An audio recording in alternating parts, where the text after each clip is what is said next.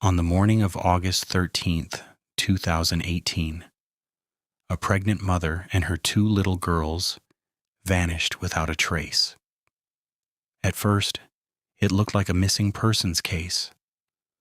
A worried husband stood on his front porch, begging for his family to come home.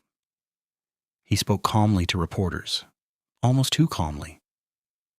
But within days, investigators would uncover a horrifying truth hidden behind that smile. Because the man pleading for his family's safe return was the same man who had already ended their lives. This is the disturbing story of Chris Watts.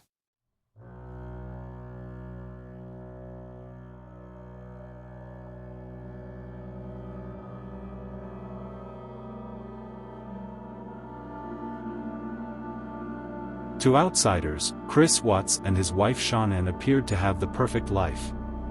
They lived in Frederick, Colorado, in a large suburban home. Shanann was active on social media, constantly sharing videos of their family life. Birthday parties, family vacations, smiling photos with their daughters, 4-year-old Bella, and 3-year-old Celeste.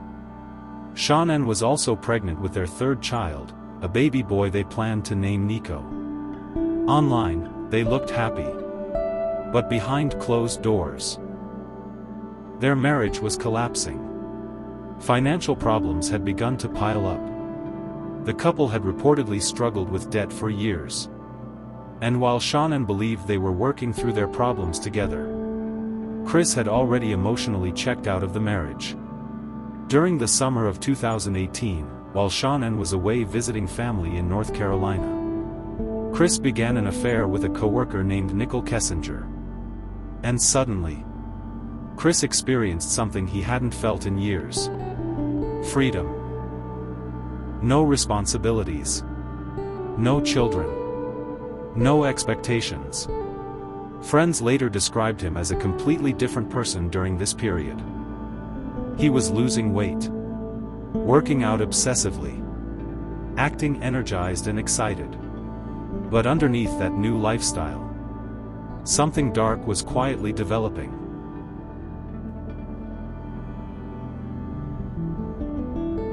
On August 13th, Shanann returned home from a business trip around 2 a.m. Security footage captured her walking into the house alive. She would never be seen again.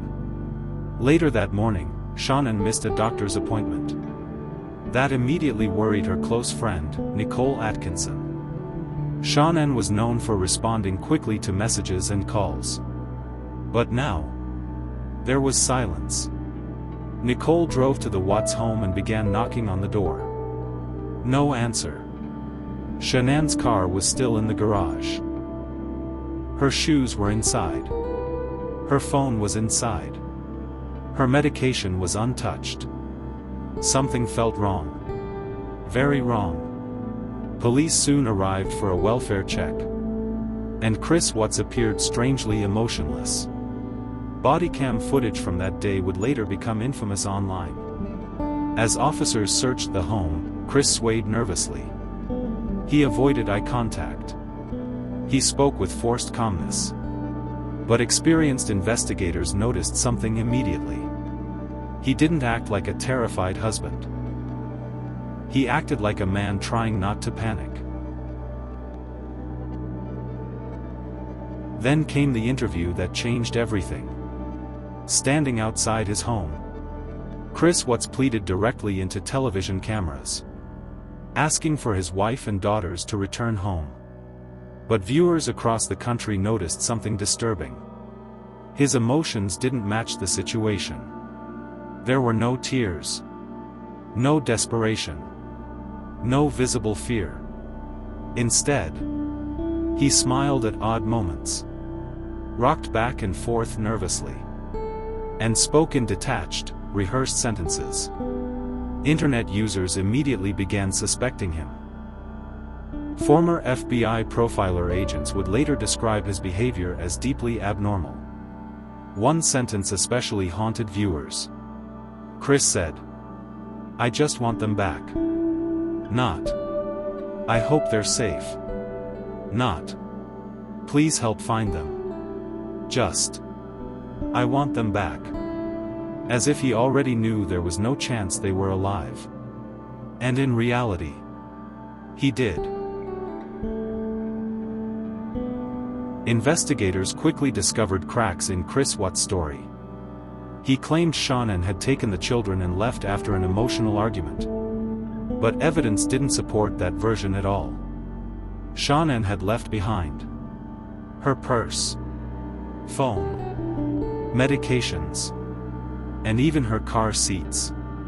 None of it made sense. Detectives also learned about Chris's affair. And suddenly, motive entered the picture. Financial pressure. A failing marriage. A new relationship. A desire to start over. Investigators then examined surveillance footage from a neighbor's security camera. The footage showed Chris backing his truck into the driveway early that morning. Something that neighbors said was unusual. As the video played, Chris became visibly uncomfortable. His breathing changed. His hands shook. The neighbor later said, "At that moment, I knew he did something." Detectives brought Chris in for questioning once again. This time, they used a psychological strategy. Rather than aggressively accusing him, they stayed calm, friendly, patient. Then came the polygraph test. Chris agreed to take it. And failed. Completely. Afterward, investigators confronted him gently. And finally, the mask began to crack. At first, Chris tried to shift blame onto Shanann. He falsely claimed he saw her hurting the children, and said he killed her in rage afterward. Investigators didn't believe him. Eventually, the real story emerged. Chris Watts had murdered his pregnant wife. Then he killed his two daughters, Bella and Celeste.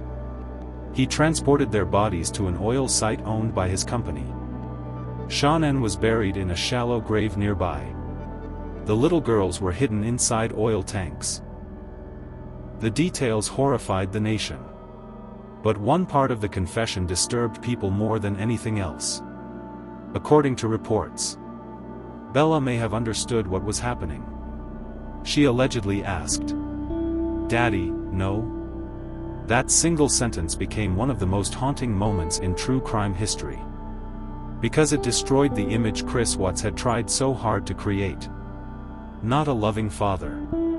Not a confused husband. But a man capable of unimaginable evil, while appearing completely ordinary. The Chris Watts case terrified people for one major reason.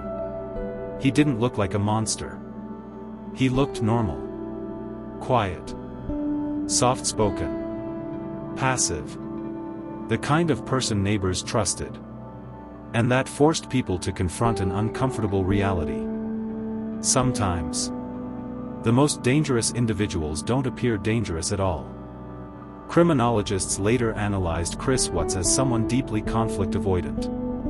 Instead of confronting problems directly, he buried emotions internally. Until resentment and fantasy overtook reality. Rather than facing divorce, financial ruin, and public embarrassment, he chose annihilation. And even after the murders, he still attempted to protect his image. Smiling on television, pretending to search for his family, standing beside investigators, while already knowing exactly where the bodies were hidden. That disconnect between appearance and reality is what continues to fascinate people years later. Today, Chris Watts is serving multiple life sentences without parole. The house where the family once lived became permanently associated with tragedy. Videos Shanann once uploaded online, cheerful family moments, are now viewed through an entirely different lens. And for many people, this case remains one of the most disturbing examples of hidden darkness behind a seemingly ordinary life. Because in the end, the most terrifying part of this story wasn't how Chris Watts killed his family. It was how convincingly he pretended to love them afterward. Until the very last second. He believed he could fool everyone. But eventually, the mask slipped. And the truth underneath was horrifying.